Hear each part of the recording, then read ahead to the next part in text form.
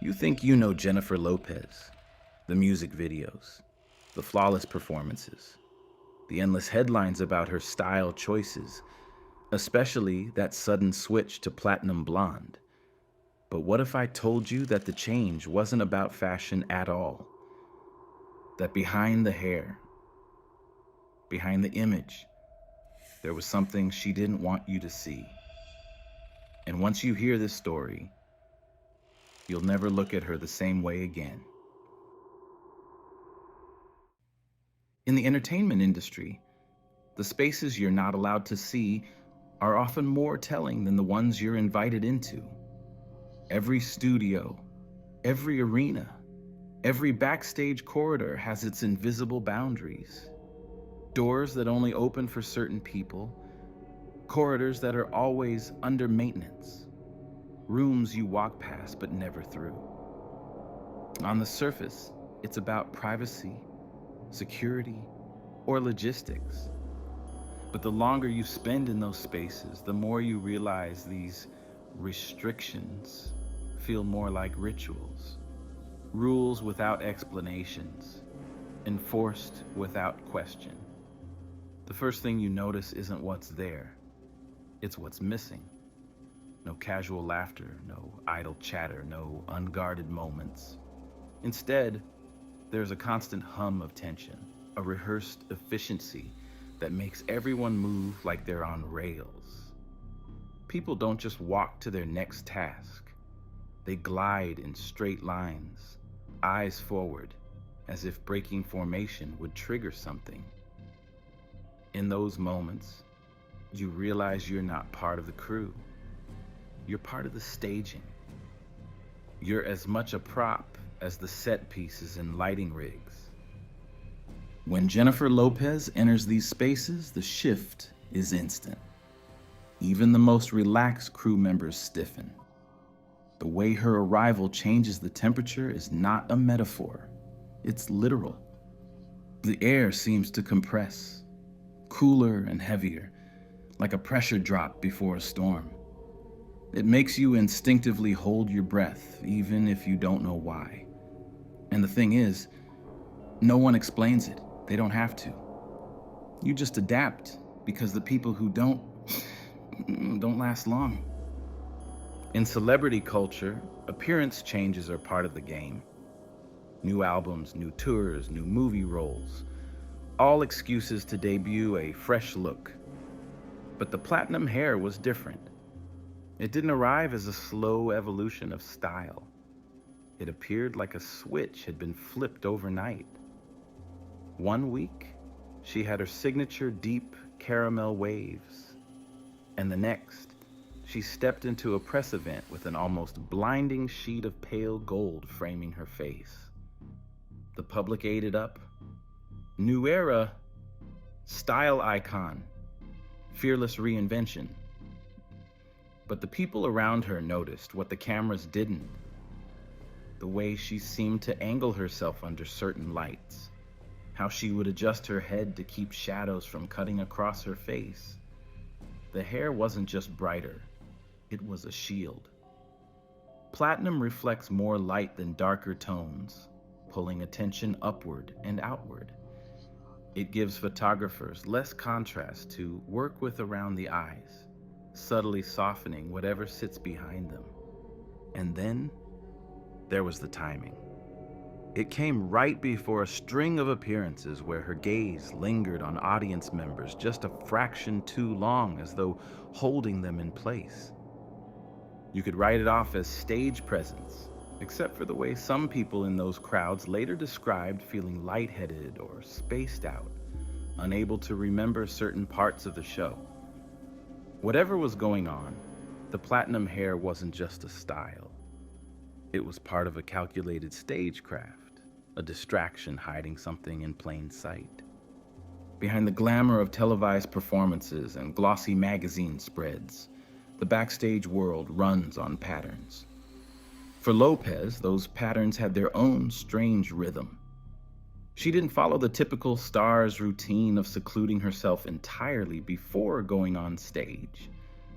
She moved through specific areas at precise times, almost like she was following an unseen map.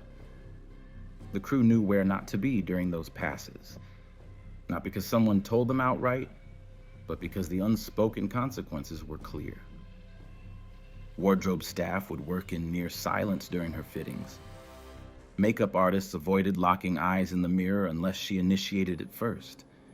Even lighting techs, who usually banter and joke to pass the time, grew quiet when she walked in. The choreography wasn't just on stage, it existed behind it, a synchronized ballet of avoidance and deference. And there were the objects. Certain rooms were set with items that didn't match the rest of the decor. Mirrors covered with black cloth, bowls of water placed near doorways, faintly pulsing light fixtures that no one seemed willing to adjust. When you're new, you notice them in passing. When you've been there a while, you start realizing they appear and disappear depending on who's coming through. It was in that atmosphere, half reverence, half dread, that I started to understand the platinum hair wasn't a statement. It was a move in a game most of us didn't even know we were playing. Moments that change how you see someone rarely announce themselves. They arrive quietly, slipping into otherwise ordinary days. And by the time you realize they matter, they've already carved themselves into your memory. For me, that moment happened in one of the so-called cold corridors behind the main stage. The name wasn't official, but everyone used it. These were the hallways where the air felt refrigerated no matter the season, where even seasoned crew members kept their jackets on. I'd stayed later than usual that night, piecing together last-minute material for the next day's segment. Most of the floor was empty, an echoing, hollow kind of quiet. When you work in production, you know the difference between a set that simply shut down for the day and a set that feels vacant. That night, the stillness had weight. I heard her voice before I saw her. Low, steady, as if she were in a private conversation. I rounded the curve of the hallway slowly, more out of instinct than stealth. And that's when I saw her. Not dressed for the cameras, not in the sparkle and flash you expect. She was facing a shadowed corner, speaking softly to something. At first, it looked like a tall human silhouette, but the way it moved was wrong. No footfalls, no weight, just a gliding step backward until it vanished like smoke into the dark. She turned as though she'd been waiting for me to notice. No surprise, no irritation, just a small, restrained smile. "No one," she said gently, as if correcting a misremembered fact. Then she walked past me, leaving the faint scent of something floral and electric in the air, like lavender mixed with ozone. In this industry, certain names create their own weather. When two of them appear in the same room, the temperature changes in ways you can't ignore. I'd seen it before, at industry parties, at crossover events. Moments when star power isn't just about fame, it's about influence that feels coordinated. With Lopez, there were days when you could feel her preparing for someone's arrival before it happened. Staff became quieter. Schedules rearranged themselves without announcement. Even the lighting crew would avoid using certain rigs, opting instead for a setup that seemed more ceremonial than practical. It was on those days that private entrances were used, routes that bypassed the public, the press, and even most of the crew. The strangest thing wasn't seeing her interact with these guests. It was seeing her not interact. The exchanges were wordless, movements deliberate but minimal, like they were observing something only they could see. It wasn't warmth. It wasn't rivalry. It was recognition. People outside the industry might chalk it up to elite social circles or eccentric friendship. But after you've been close enough to feel the air thicken when they pass, you start to realize this isn't about celebrity at all. It's about alignment. Two forces working in tandem with a purpose you're not invited to understand. The envelope appeared in my life without warning. It was my birthday, and Lopez handed it to me alongside a hoodie and a gift card, smiling just enough to make it seem casual. "In case you ever feel too heavy," she'd said, as if the words were a private joke. I laughed politely, tucking it away. At the time, I didn't ask what she meant. Weeks later, a senior producer found me just as I was leaving for the day. "She wants to see you," the producer said, and then, almost as an afterthought, "Bring the envelope." That's when I knew the gift hadn't been a gift at all. It had been a seed planted for this exact moment. The stage was empty when I arrived, lit in a muted amber that made everything look flat, almost drained of depth. She was sitting in one of the guest chairs, legs crossed, watching me like I'd just walked into an audition I didn't know I'd agreed to. She asked me to play a part, pretend to be someone else while she questioned me. The topic shifted quickly, starting light but circling back to one thing. That night in the hallway. "You weren't supposed to see him yet," she said finally, her voice calm but edged with something sharper. She didn't explain who he was, only that she'd brought me too close. There was no anger in her tone, just a quiet certainty that whatever had happened, it had rewritten my role. And then, without raising her voice, she shifted the conversation to the envelope. That was when I understood. This wasn't a meeting. It was a decision point. Only, the decision had been made long before I stepped into the room. She never raised her voice, never moved suddenly. That was the unsettling part. Her calmness. While the set sat in silence around us, she began talking about a period in her life that had nearly broken her career. A time when the phone stopped ringing, the endorsements dried up, and she'd been quietly erased from conversations that used to center around her. She described it like she was recounting someone else's biography, her tone flat and clinical. Then she spoke about a night she called a turning point, but the way she described it didn't sound like luck or strategy. It sounded like a summons. She never said exactly what appeared to her, but she described a figure stepping forward with an offer. She would never beg for relevance again. The price was simple, but final. She would have to stop pretending she cared. About people, about limits, about keeping the curtain closed. From a drawer beneath the desk, she pulled out a small, worn object. Not a trophy, not an award.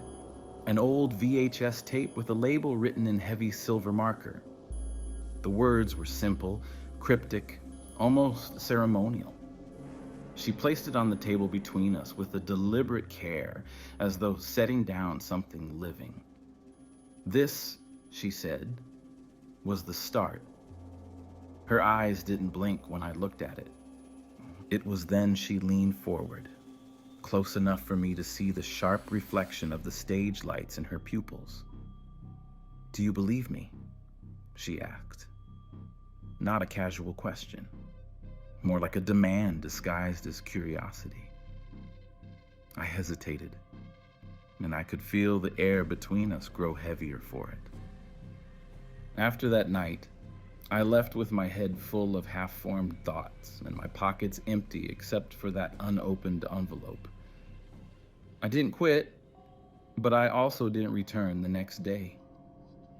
I told myself it was a cooling off period, but deep down, I knew something had shifted. When you've been in a room like that, you start spotting the signs elsewhere. Not just in Lopez's world, but in other corners of the industry. On certain tours, in specific music videos, in live performances that seem to dissolve the line between entertainment and something older, heavier. I remembered being at a concert once, years before, where the crowd stopped behaving like fans. No screaming, no dancing, just standing in reverent silence, eyes fixed on the stage. Symbols flashed across giant screens. Dancers moved in patterns that echoed diagrams I'd only ever seen in books about ritual. That night, I had walked out uneasy, but I didn't connect it to anything larger. Now, I couldn't unsee the parallels. With Lopez, it was subtler, but more refined. Stage design elements that looked decorative to the casual eye were, in fact, structured with unnerving precision. Rehearsals included moments of stillness where the crew froze, not because of a cue, but because she was looking. And the hair, always that bright, impossible platinum, caught the light just enough to keep her eyes from being studied too closely. Publicly, the hair was framed as a symbol of transformation. In private, it was clear it served another function entirely. Platinum creates glare under certain lighting, forcing photographers and cameras to adjust exposure. That subtle shift makes the eyes harder to read, harder to capture in their full detail. For someone like Lopez, whose presence in a room already drew too much attention, it was the perfect misdirection. When fans saw her, their eyes were pulled to the brightness framing her face. The glances that might have lingered on her pupils, on the subtle shifts in shape or shade, were instead distracted by the shimmer and flash of light off that hair. I started noticing how often she adjusted her position so that a spotlight caught her hair just right, turning it into a halo-like effect. It wasn't vanity, it was precision. And if the stories I'd been piecing together were true, that precision wasn't about image control for the sake of beauty. It was about concealment. The more I thought about it, the more the style choice began to feel like a shield. A visual barrier hiding something no stylist's portfolio could explain. And the scariest part, it was working. Everyone was talking about the hair. No one was asking about the eyes. The thing about walking away from an experience like that is you don't actually walk away. You carry it with you, not in the physical sense, but in the way your thoughts start bending around it. A song you hear in a cafe suddenly makes you remember the way the air felt on set. A stranger's laugh across the street makes you glance over your shoulder, half expecting to see that small, fixed smile again. I kept the envelope for years, moved it from drawer to drawer, apartment to apartment, telling myself I'd throw it out one day. But I didn't. And when I finally broke the seal, it confirmed what I had tried so hard not to believe. My exit had been decided before I even knew there was a choice to be made. My resignation letter had been typed, dated, signed. The test had never been about my answer. It had been about watching me carry the weight of thinking I had one. Once I knew that, the hair made perfect sense. Platinum wasn't just glamour, it was camouflage, the visual equivalent of a magician's flourish, a bright distraction while the real work happened somewhere else. Somewhere you couldn't see unless you were already too far in. And the eyes, the few times I'd caught them unobstructed, I couldn't shake the feeling that something else had been looking back. Not angry, not even curious, just assessing, like a hand weighing whether or not to pick you up.